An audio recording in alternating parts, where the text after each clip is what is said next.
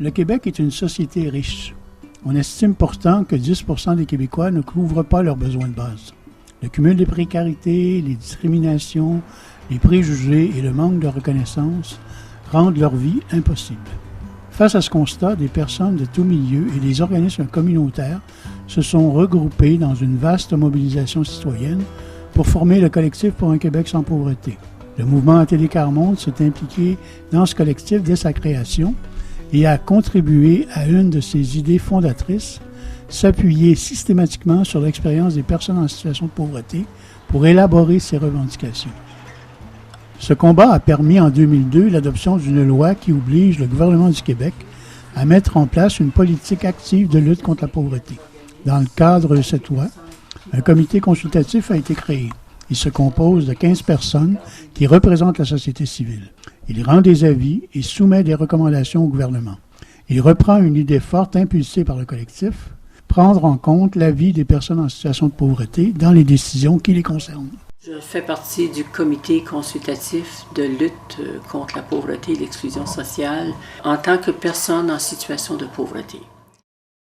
C'est déjà un changement par rapport à d'autres milieux où on discute de pauvreté, mais on ne discute ça qu'entre personnes ne vivant pas la pauvreté. Au comité, il y a 3 personnes qui la vivent, la pauvreté. Donc, quand ces personnes-là sont là présentes, on ne peut pas ignorer aussi facilement. Donne vraiment le résumé de ce que le comité veut faire dans les années à suivre. Et puis, c'est quelque chose de très difficile parce qu'il n'y a pas beaucoup d'habitude que des personnes de milieux très très différents travaillent ensemble.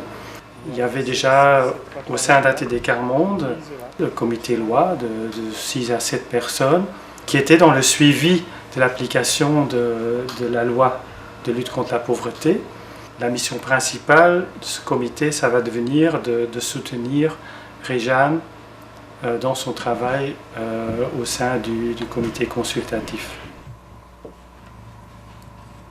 Le comité loi ATD, qui est très précieux pour moi, qui est d'une grande aide, parce qu'il m'aide à me nourrir.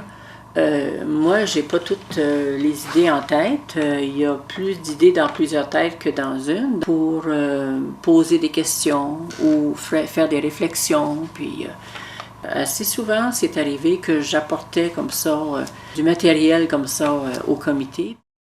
Dans le comité loi, 2 personnes qui vivent pas la pauvreté, mais il y en a 3 autres qui sont des personnes qui vivent la pauvreté et ils apportent leur vie. Pour que les gens puissent donner leur avis, il faut qu'il y ait un cadre, une vraie rencontre, que les gens soient très à l'aise, premièrement. Ça vient pas tout seul, ça vient pas du premier coup.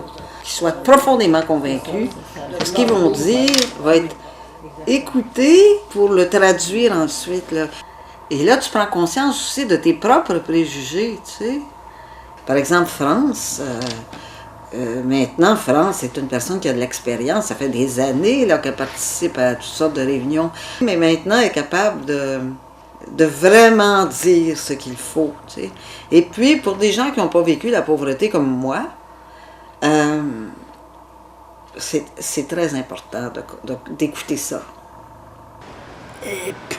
Pour lutter, ben il faut que tu ailles un peu la tête sortie de l'eau parce que quand ton énergie est juste à survivre, faut que tu sois fait fort, tu sais, pour aller en avant puis prendre la parole. Puis moi, je ne l'ai pas tout le temps appris, là, au début, là, tout l'ensemble de la personne, on lui donne de la crédibilité, on croit en elle, tu sais.